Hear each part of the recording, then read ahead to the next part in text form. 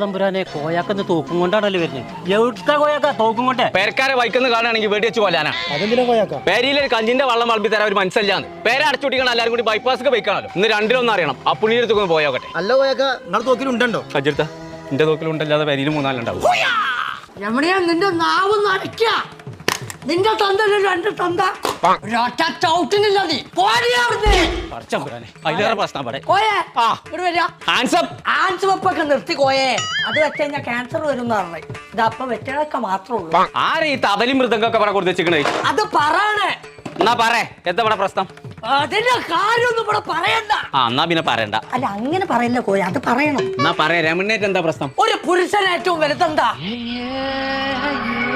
അതിപ്പോ എങ്ങനെ എന്നോട് ഞാൻ പറയാ പുണ്ണി? കേട്ടോ, അഭിമാനം.